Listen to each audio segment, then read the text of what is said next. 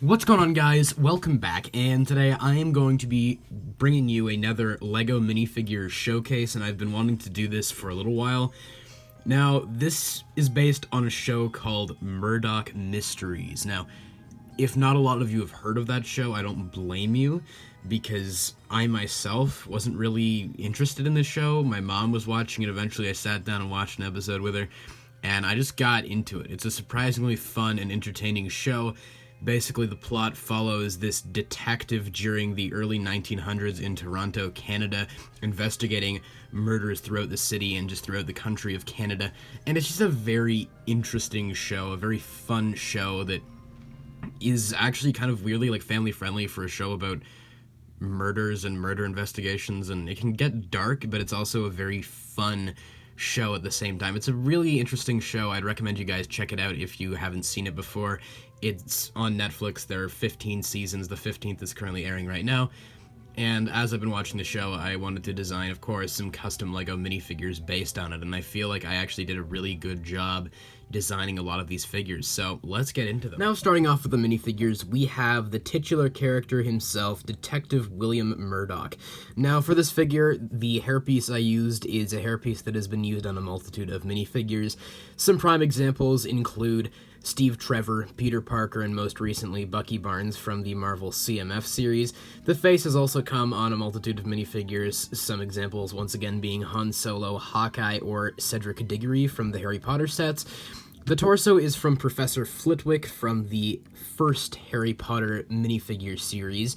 And as kind of a little extra, this hat piece where I'm not honestly sure where it came from, but I think it works really good for his kind of iconic hat from the series. Now, moving on with the minifigures, we have Dr. Julia Ogden, who is the former lover and eventual wife of Detective Murdoch himself.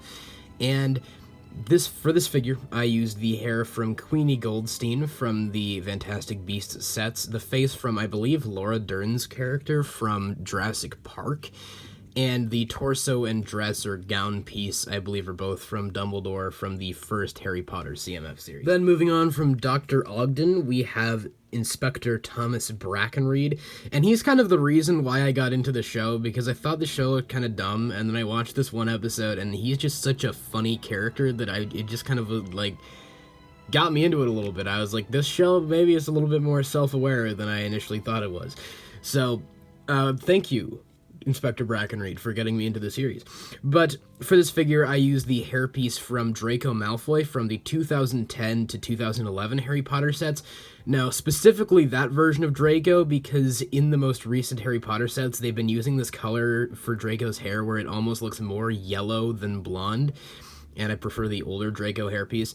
The face is from Tobias Beckett, Woody Harrelson's character from Solo: A Star Wars Story, and the torso is just like kind of a simple Lego City policeman torso, but with white arms, because he's wearing more of a vest instead of like a full-on police uniform. Next up, we have Constable George Crabtree, who is another prominent and fan-favorite character. Now, for this figure, I used the hairpiece from a Lego City set. It's just this combed hairpiece in black. Now, his hair in the show, I would say, is honestly more of a dark brown color than a black color, but I don't have this hairpiece in a dark brown color, so I just made do with what I had. The face is from Neville Longbottom from specifically the second Harry Potter CMF series. I think that has a great resemblance to Johnny Harris, the actor who plays him. And then for the torso, I just used another kind of plain police torso, and just for the record, a lot of these figures just use plain black legs. Now, it turns out old George there was actually a 3-in-1 minifigure, because with those same torso and legs, we can create the other two primary Constable characters that we see throughout the show, starting with Henry Higgins. Now, for this figure, I used the same kind of combed hairpiece, but in an orange color, and I got that from Obi-Wan Kenobi. The face is from Merry from the Hobbit sets, because when I initially saw his character in the show, my first thought was, he looks like Merry from The Lord of the Rings. And for our last Constable that we see primarily throughout the show, I have Constable Jackson, or I guess Constable Augustus Jackson. And for this figure, I just used the hairpiece from Peter Venkman from the Ghostbusters Dimensions set, and the face from Legolas from the 2012 Lord of the Rings. And just for a bonus, I found this hat piece, and I'm not really sure where this comes from, but I think it actually works pretty good as a substitute for the kind of Constable helmet that they wore at the time. Now, next up, we have another doctor. Now, this is Dr. Emily Grace, and this character is kind of a predominant character throughout, I would say, seasons 5 through 9 of Murdoch Mysteries. So for her, I just used this kind of plain female ponytail hairpiece in dark brown with the face from Tina Goldstein from the first Harry Potter CMF series. The torso is, I believe, from Professor Flitwick from the Harry Potter Advent Calendar from 2019, and I gave her this dress or gown piece in just the plain black color. Now, in the show, I believe when she's wearing this kind of outfit, she actually has more of a gray dress piece, but I don't have this piece in that color, so I just opted to use the black one. Now, moving on to the final of the doctors. Now, I do believe there is another doctor that comes in after this character, but I haven't gotten to that point in the series yet. We have here Dr. Rebecca James. Now, for her, she was a little bit more challenging to create because I couldn't find a perfect hairpiece, so I just went with the Harry Potter hairpiece from the 2018 sets and onward.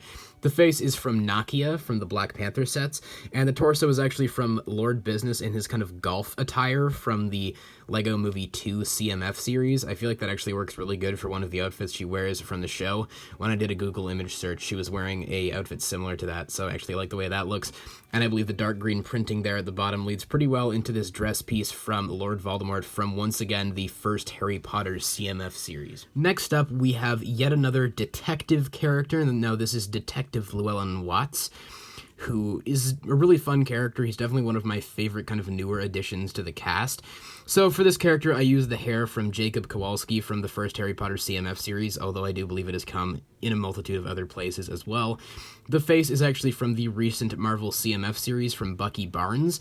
The torso is from Percival Graves from the first Harry Potter CMF series, and I gave him a little hot dog piece because there is an episode where someone attempts to poison him with a hot dog. Now, moving on, we have kind of the more antagonistic characters from the show. He's nowhere near as malevolent as the next two characters, but he is kind of a scumbag, and that is Darcy Garland, the former husband of Dr. Ogden.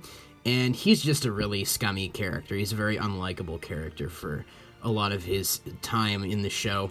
And he's a pretty simple one. I just used the hair from Chirrut Imwe from the Rogue One sets, the face from Draco Malfoy, and the torso from, I believe, one of the variants of Harry Potter from the 2010-2011 Harry Potter sets. Now, next up, we have more of the full-on evil characters from the series. Right here we have Eva Pierce, who is kind of a nemesis of Murdoch and is even more so a nemesis of Julia at a certain point in the show. Now, for her kind of hair-hat combination here, I used the Tina Goldstein hair-hat combination from the LEGO Dimensions Fantastic Beasts set.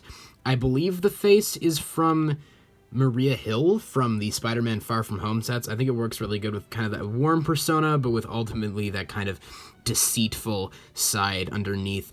The cape is from White Vision from the new Marvel CMF series, and the torso is from Saruman from the Lord of the Rings sets. Now, finally, we have James Gillies, the kind of main nemesis of Murdoch throughout a lot of the series. And for him, I just have this hairpiece painted brown, which I believe has also come in a normal brown color, but I don't have it in that color, so I just painted it brown. The face is from Professor Quirrell from the Harry Potter sets, and here's kind of the weirdest part. In the show, he has this suit kind of costume. If you look up this character and you find an image of him, you'll almost certainly see this costume, and it almost looks identical to Newt Scamander from the Fantastic Beasts, movies. But in the Fantastic Beasts CMF series, or the first Harry Potter CMF series, he has the bowtruckle printed onto his torso, which is a very specific bit of printing that doesn't really work for the character. So I used the torso from the 2016 LEGO Dimensions Fantastic Beasts sets because it doesn't have the bowtruckle, but I did use the dual molded legs from the Harry Potter CMF series version of Newt Scamander. It's very specific, but it doesn't really work with the CMF series version of Newt because he does have, as stated previously, that bowtruckle printed onto the torso. Now, psych, you thought that was the last minifigure, didn't you? Of course it's not. I have a bonus minifigure here, and this is just a different variation of the same character we saw previously, James Gillies. Gillies, but this is the version specifically based off the episode A Midnight Train to Kingston from Season 7 of Murdoch Mysteries, and in that episode he has been held in confinement for quite a while, so his facial hair has grown out quite a bit. So for him I used the Pippin hairpiece from the Lord of the Rings sets, and the face from Steve Rogers from the Avengers Infinity War sets. I think that actually looks a lot like him. And he just kind of has this black, like, outfit on, kind of prison outfit, I guess. So I gave him this kind of First Order officer torso, I think. I don't know. It's just kind of a plain black torso with a little bit of printing that I think works pretty good for Gillies, and I just gave him some handcuffs because he's handcuffed for most of the episode. Now, with all that said, that's pretty much it for my custom LEGO minifigures based off of Murdoch Mysteries. It's a really fun show that I recommend to any of you who have interest and who haven't heard of it previously. It is kind of a Canadian show because, you know, a lot of the actors are Canadian and it's set in Canada, but I feel like you can really get anything out of it even if you aren't Canadian. It's just a really fun, watchable show that I didn't think I would enjoy as much as I did, and I felt like I needed to make some custom minifigures based on it. So, you guys please let me know all your thoughts in the comments below on these minifigures, and if you are interested in checking out Murdoch Mysteries. And, of course, as always, I hope you guys have a great day. Take care.